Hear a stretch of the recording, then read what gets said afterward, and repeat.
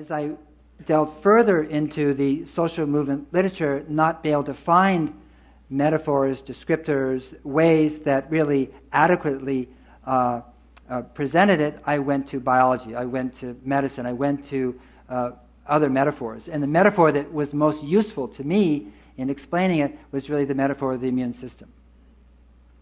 And immunis means ready to serve, which is handy itself, but the immune system is the most complex system in the body. And this movement, if you allow my stipulative, designation of it as a movement, is the most complex movement in the world and in history, without question. So the immune system being the most complex system, our sort of cartoon picture of the immune system is, well, like the Department of Defense. Pathogens come in and they're tagged and they're shot dead, and so much for that. And sometimes there's too many and you're shot dead. Well, the immune system doesn't work that way.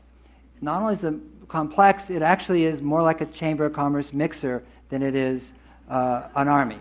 And antibodies go after antibodies, and there's a tremendous amount of networking going on in the immune system at all times.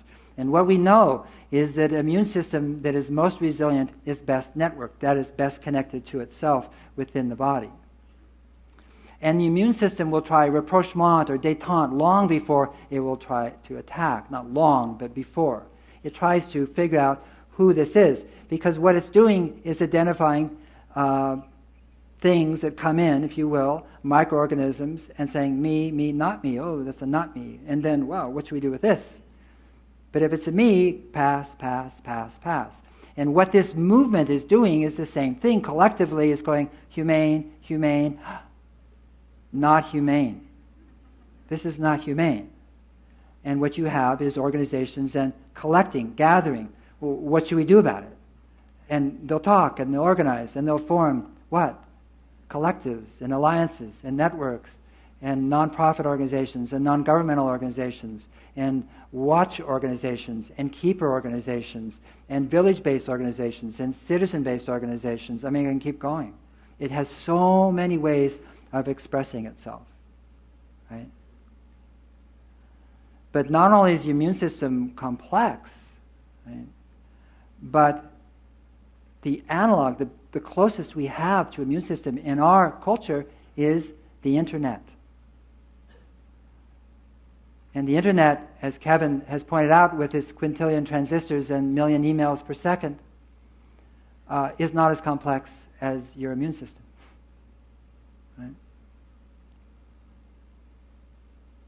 So, are we creating something that is the human equivalent or humanity's equivalent of the immune system? I think we are. And if we look at it from that point of view, then we don't think of it as gaining power so much as something that permeates all existing institutions, whether they be religious, educational, governmental, corporate, right? And permeating it with ideas, with memes, with solutions, right? That are thrown out if they don't work, which is what you do with ideas. You don't hold on to them. Ideologies you hold on to, right? And so if you look at the proposals, the 6 proposals, for example, they're in Congress right now concerning greenhouse gas and climate change, you trace them back, they all go back to NGOs, right? 10, 20, 30 years ago, right? So again and again, you see what this movement is permeating society as opposed to taking it over, dividing it, etc.